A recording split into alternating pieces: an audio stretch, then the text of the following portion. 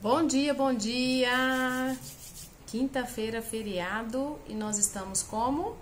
Animados para mais um dia de leitura de Provérbios. Bora acionar nossa sabedoria? Em nome do Pai, do Filho e do Espírito Santo. Amém. E começa o seguinte: Palavras de Agur, filho de Jasses e de Massa.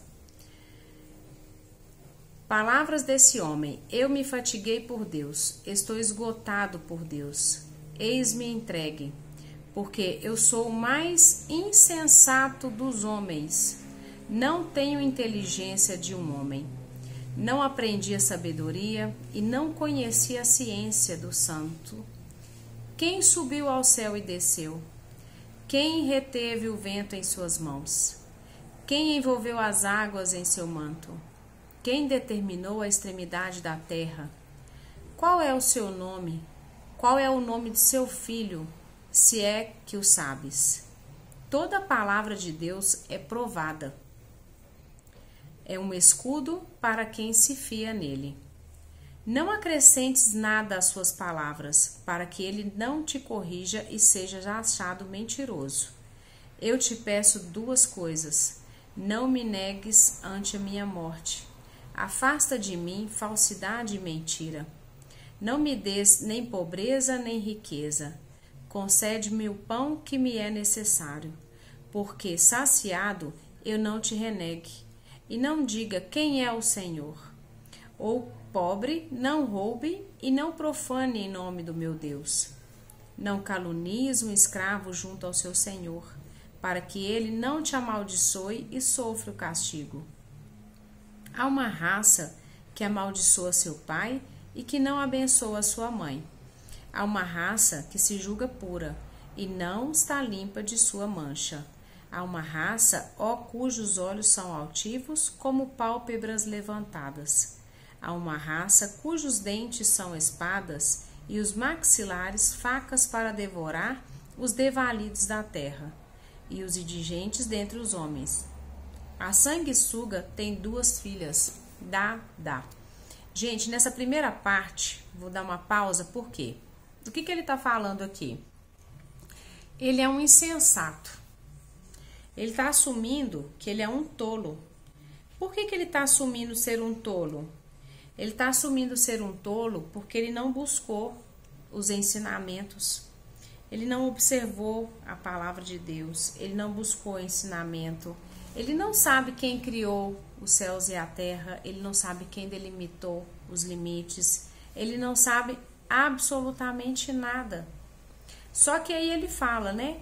Toda palavra de Deus é provada, é pura.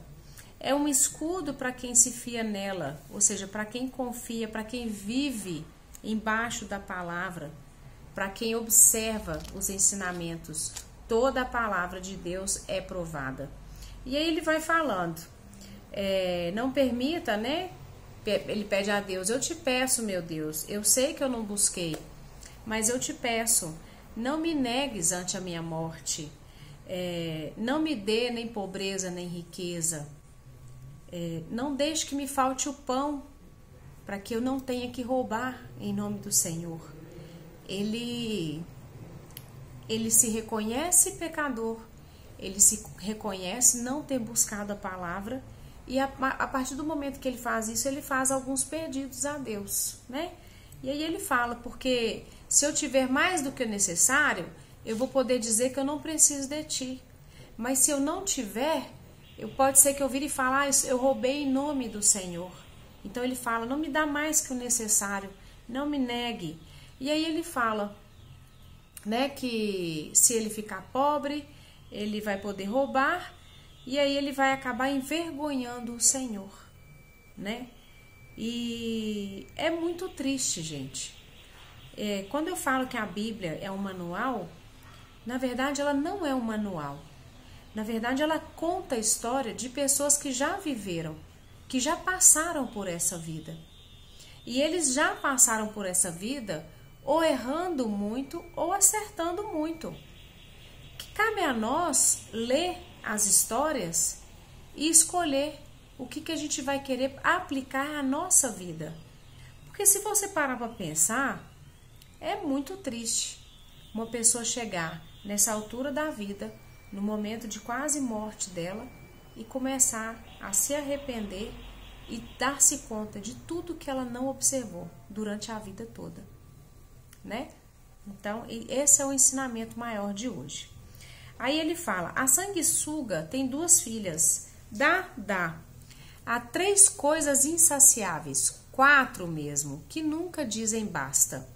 A habitação dos mortos é o seio estéril, o solo que a água jamais sacia e o fogo que nunca lhe diz basta.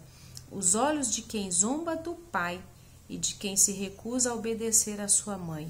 Os corvos da torrente o arrebatarão. Os filhos da águia o devorarão. O que ele está falando?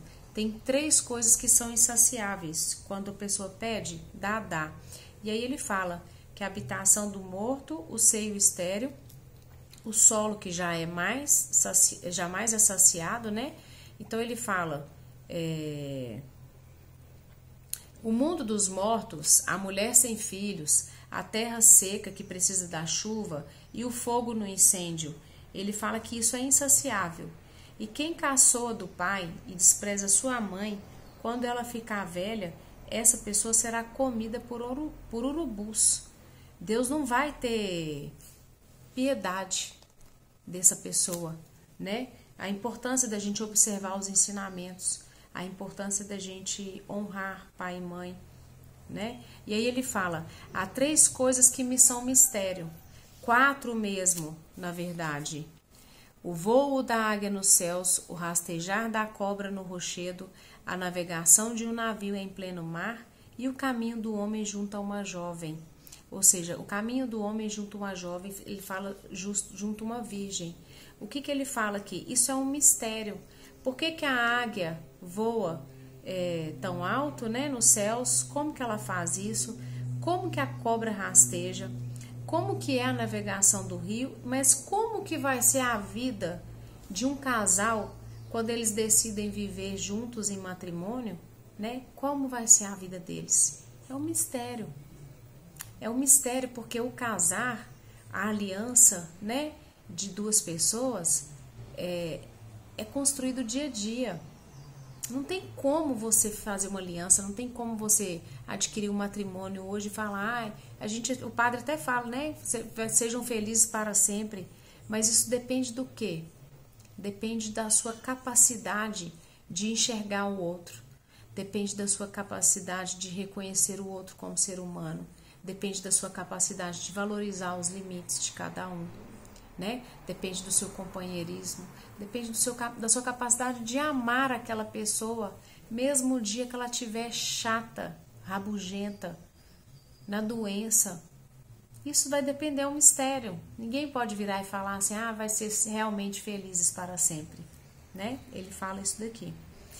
E aí ele fala, tal é o procedimento da mulher adúltera, come, depois limpa a boca, dizendo, não fiz mal algum.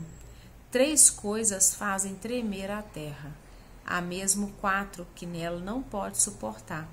Um escravo que se torna rei, um tolo que se farta do pão, uma filha desprezada que casa e uma serva que suplanta a sua senhora. O que ele está falando? Ele está falando o seguinte, o escravo que se torna rei, não quer dizer que o escravo não possa se tornar rei, mas dificilmente ele vai ser um bom rei se ele não tiver mentalidade diferente. Porque se o escravo ele assume o lugar do rei com uma mentalidade de escravo, o povo vai perecer. Porque para governar precisa sabedoria, né?